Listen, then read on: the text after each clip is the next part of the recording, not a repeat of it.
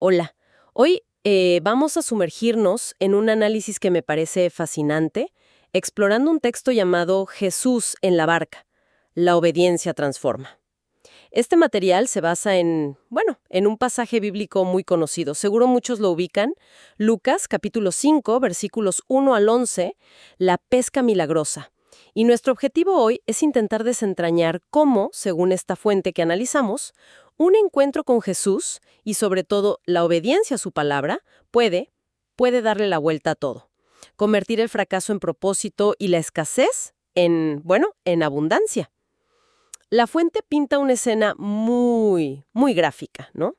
Imaginemos a Pedro y sus compañeros, agotados, frustrados, toda la noche trabajando sin sacar nada. Nada de nada. Están ahí lavando las redes vacías, casi rindiéndose. Y justo ahí, en ese momento de desánimo total, aparece Jesús. Ok, vamos a meternos en esto. La fuente insiste mucho aquí, Jesús llega no cuando todo es fácil, sino justo cuando parece que ya no hay esperanza. Así que nuestra charla de hoy busca ver las capas de significado que la fuente encuentra. El fracaso inicial, la intervención divina inesperada, ese desafío de obedecer algo que no tiene lógica, la transformación que viene después, y claro, el llamado a una misión nueva. Empecemos por ahí, por la llegada de Jesús. Es notable, y la fuente lo destaca mucho, que Jesús elige la barca de Simón Pedro, no un templo, sino su lugar de trabajo. Y otro punto que subraya el texto. Pedro no lo buscó, fue Jesús quien se acercó. Hay una frase en la fuente que me gustó mucho. Antes de ser pescador de hombres, Pedro fue escenario de la palabra. Su barca se vuelve un púlpito improvisado. Exacto. Y eso es lo fascinante, ¿no? Esa idea que desarrolla la fuente sobre la iniciativa divina irrumpiendo en lo cotidiano, en lo más normal. No espera un momento santo o un lugar especial. La interpretación que nos da el texto es que Cristo quiere usar nuestra vida así como es. La profesión, las herramientas, la historia personal, incluso los fracasos. Entonces, según la fuente, ¿por qué es tan importante que sea Jesús quien tome la iniciativa? ¿Qué dice eso? Pues la fuente sugiere que subraya un principio de gracia, ¿no? O sea, no es que Pedro hiciera méritos para que Jesús viniera, al contrario. Su esfuerzo había sido un fracaso total esa noche. Es Jesús quien elige entrar ahí. Muestra que la transformación muchas veces empieza con Dios buscándonos donde estamos, no donde creemos que deberíamos estar. No hacen falta preparativos especiales, solo, una disposición a dejarlo entrar en nuestro espacio. La barca de Pedro, que es símbolo de su trabajo o de su vida, se vuelve el medio para la enseñanza.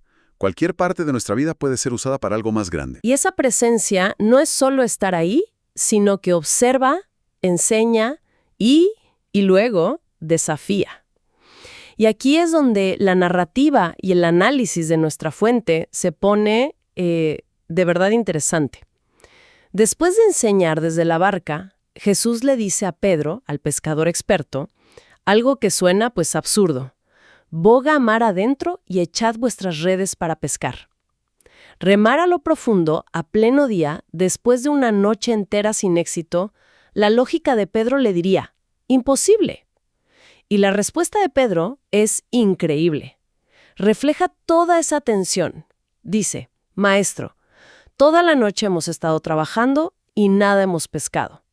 Reconoce la realidad, el cansancio, el fracaso. Pero entonces añaden la frase clave, pero en tu palabra echaré la red. Fíjate, lo llama maestro, muestra respeto, pero decide actuar en contra de su propia experiencia solo por la palabra de Jesús. La fuente llama a esto el punto de quiebre de la fe. Exactamente. Ese es el nudo del asunto que la fuente destaca.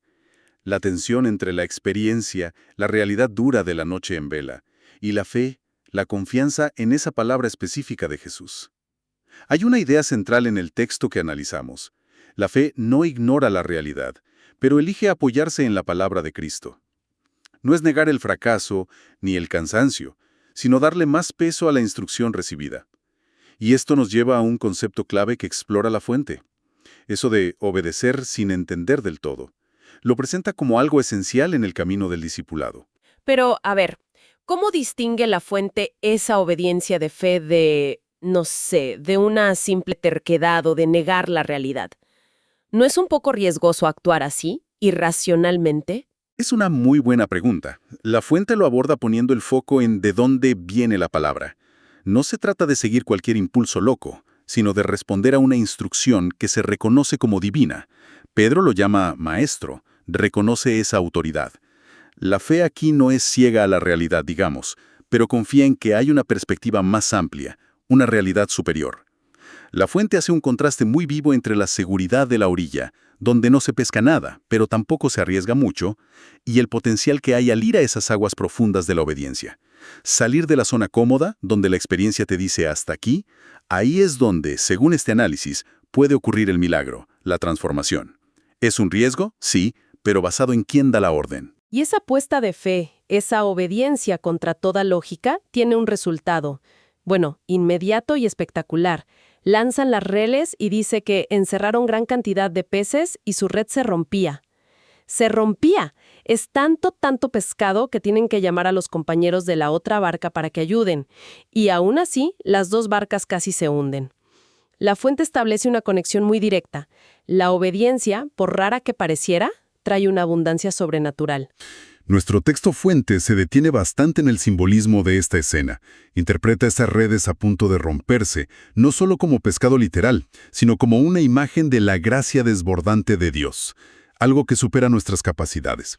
Y las barcas casi hundiéndose serían símbolo de la sobreabundancia del llamado, de la bendición. Es tan grande que uno solo no puede manejarla. Y aquí la fuente saca una lección comunitaria muy importante. Es interesante eso que dices, cómo la fuente recalca que incluso un milagro que empieza con uno necesita a la comunidad para gestionarlo.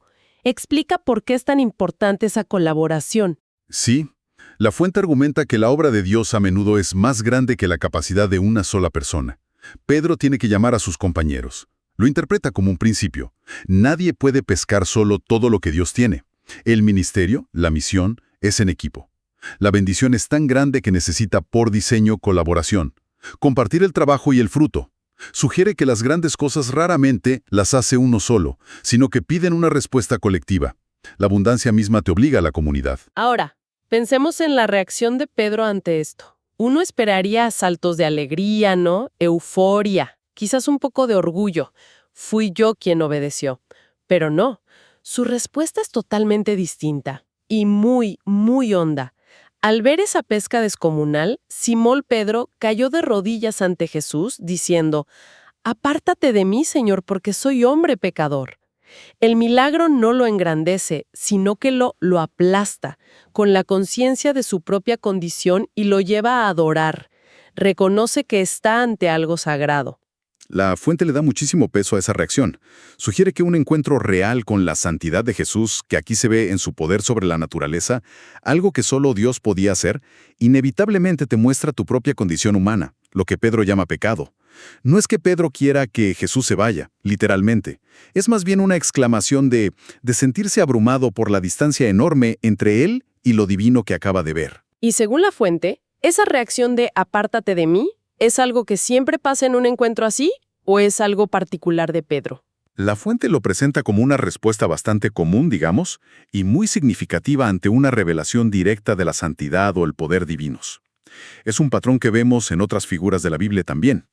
No es tanto miedo o rechazo, sino ese sobrecogimiento que nace de verte a ti mismo con claridad. Es un momento de humildad radical, de reconocer tu finitud frente a lo infinito. Y la fuente argumenta que esa conciencia, esa humildad profunda, es un paso necesario psicológica y espiritualmente antes de poder ser transformado y recibir una misión. Es como vaciarte de tu autosuficiencia para poder llenarte con un propósito nuevo. Si conectamos esto con la idea general del texto, esta autoconciencia es como la bisagra que permite el cambio radical que está por venir. Y ese cambio llega ya mismo, con las palabras de Jesús. Son tranquilizadoras, pero también transformadoras. No temas, desde ahora serás pescador de hombres. Esta frase es potentísima. Redefine totalmente quién es Pedro y para qué está. Su habilidad, su oficio de pescador, no se tira a la basura. Al contrario, se eleva, se convierte en la metáfora y la base para una misión espiritual mucho más grande. atraer gente hacia Dios. O sea, Jesús no le dice, deja de ser tú, sino usa lo que eres para algo trascendente. Y la respuesta de Pedro y los demás es igual de radical. El pasaje termina diciendo, y cuando trajeron a tierra las barcas, dejándolo todo, le siguieron. Quiero que notemos esto. ¿Cómo lo hace la fuente? Dejándolo todo. No solo las redes viejas y vacías, también las barcas llenas de peces. El fruto de ese milagro increíble. Dejan atrás una ganancia material enorme para seguir a Jesús hacia lo desconocido. Y aquí es donde la fuente lanza su interpretación más fuerte, creo yo. La idea central de todo. Dice, el verdadero milagro no fue la pesca abundante, sino que Pedro dejó los peces. Es una frase que te hace pensar, ¿no? ¿Qué es lo verdaderamente milagroso? El evento externo, la pesca espectacular, fue el catalizador, la señal. Pero la transformación interna, el cambio de prioridades, el compromiso de seguir a Jesús, eso es lo que la fuente identifica como el milagro real, el que perdura. Esa frase de la fuente sí que es impactante. El verdadero milagro fue que Pedro dejó los peces. Sugiere entonces que la bendición material, aunque venga de Dios, ¿podría ser incluso una distracción del llamado principal? Exactamente. La fuente parece plantearlo justo así, no como algo malo en sí, sino como una prueba de prioridades. Los peces son reales, son una bendición, un regalo, pero el llamado a seguir a Jesús te obliga a repensar qué es lo que vale de verdad. El análisis del texto sugiere que el propósito que Jesús ofrece, ser pescador de hombres, es muchísimo más valioso que cualquier éxito material, incluso uno milagroso. No es despreciar la bendición, sino no aferrarse a ella si te impide responder al llamado mayor. La pesca sirvió para captar la atención de Pedro, para revelarle quién era Jesús, pero el fin era el llamado al discipulado, y la respuesta fue dejarlo todo. El verdadero triunfo, según esta visión, es elegir el propósito por encima de la posesión. Bueno, hagamos una recapitulación rápida de las ideas clave que hemos sacado al explorar este texto, Jesús en la barca y su lectura de Lucas 5. Hemos visto varios puntos importantes según esta fuente. Primero, esa disposición de Jesús a meterse en lo cotidiano, incluso en el fracaso y la rutina. Él toma la iniciativa. Segundo, el poder increíble que tiene la obediencia a su palabra, aunque esa palabra vaya contra nuestra lógica o experiencia. Tercero, cómo ver el poder divino puede llevar no al orgullo, sino a una conciencia profunda de nuestra condición, a la humildad, a la adoración.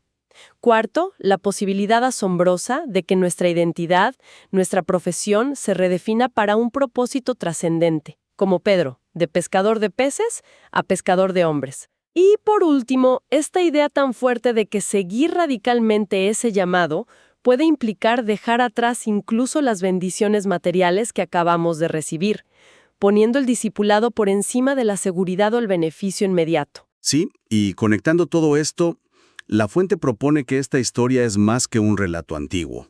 La presenta como un modelo, casi un paradigma de cómo puede funcionar la transformación espiritual y vocacional.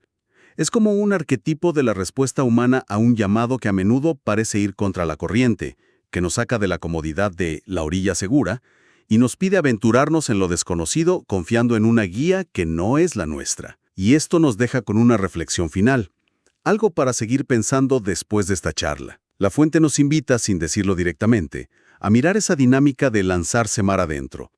No actuar solo basados en la experiencia pasada, que a veces nos grita fracaso o límite, ni solo en nuestra lógica, sino basados en una convicción profunda que nace de una palabra externa, de ese en tu palabra de Pedro. La pregunta provocadora que queda flotando, ¿qué significaría hoy en nuestras distintas barcas, el trabajo, las relaciones, los proyectos, actuar no solo sobre la base de lo que ya sabemos o de las limitaciones que vemos, sino sobre una palabra, una fe, una convicción que nos llama a ir más allá, a explorar esas aguas profundas donde quizás nos espera una abundancia o una transformación que ahora mismo ni imaginamos? Una pregunta potente, sin duda, para la reflexión personal. Ha sido muy enriquecedor sumergirnos juntos en este texto y en las interpretaciones que nos ofrece sobre Jesús en la barca, la obediencia y el llamado a un propósito nuevo. Gracias por acompañarnos en esta exploración. Hasta la próxima.